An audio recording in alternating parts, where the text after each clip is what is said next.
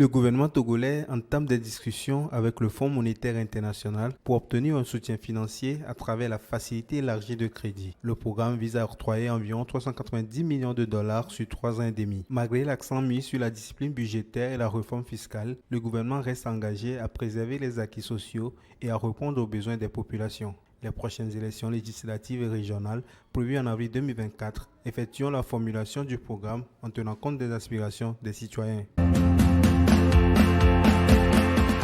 Le gouvernement nigérian débloque 141 millions de dollars pour soutenir les micro, petites et moyennes entreprises à travers 3 mécanismes financiers. Ces fonds, administrés par la Banque de l'Industrie, le secteur des MPME, qui représente 48% du PIB et demeure une importante source d'emploi, malgré les difficultés d'accès au financement. La Banque africaine de développement présente RASM, une solution informatique pour collecter, analyser et traiter en temps réel les données des projets de développement en Tunisie. Cette initiative, fruit d'un partenariat entre la BAD, la Banque mondiale et Kobo Toolbox, vise à renforcer la supervision à distance des projets avec un accent sur la formation des gestionnaires de projets.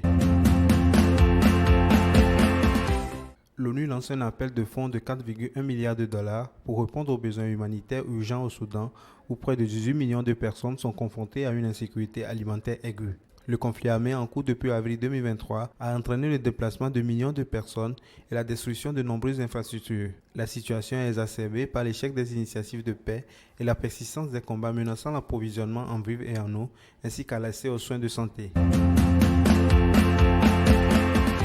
La Banque européenne d'investissement a octroyé un prêt de 124 millions de dollars à MEDS, une filiale de la Caisse de dépôt de gestion au Maroc, pour étendre et moderniser 10 technoparcs dans 5 régions du pays. Ce financement vise à développer les clusters d'entreprises et des plateformes industrielles. Ce partenariat renforce la collaboration entre MEDZ et la BEI, qui avait déjà financé 7 projets de parcs technologiques au Maroc en 2012.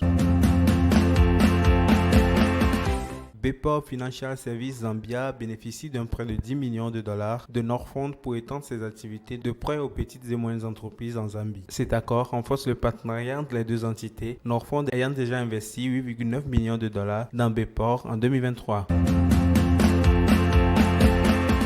Le fonds d'investissement sénégalais Oyas Capital a réalisé un premier closing en mobilisant 35 milliards de francs CFA auprès de KfW, de la Banque mondiale et de l'État du Sénégal. Ce fonds vise à faciliter l'accès au financement en capital pour les PME sénégalaises. Oyas prévoit de mobiliser un montant supplémentaire de 15 milliards de francs CFA pour atteindre sa taille cible de 50 milliards de francs CFA avec le déploiement de véhicules gérés par CEAF dans les prochains mois. Créer de la richesse, c'est quoi? C'est que fondamentalement, il faut du travail, il faut du sérieux. Donc, tout ce qui était laissé aller, tout ce qu'on faisait de façon peut-être incontrôlée, on dit non, maintenant, il faut mettre de l'ordre. Et ça aussi, c'est difficile. Donc, nous continuons par amener les uns et les autres à s'approprier cette nouvelle vision qui ne peut être que salutaire pour l'ensemble. Le sport, aujourd'hui, pour le gouvernement togolais, se positionne comme un outil fondamental qui va contribuer efficacement au développement de notre pays.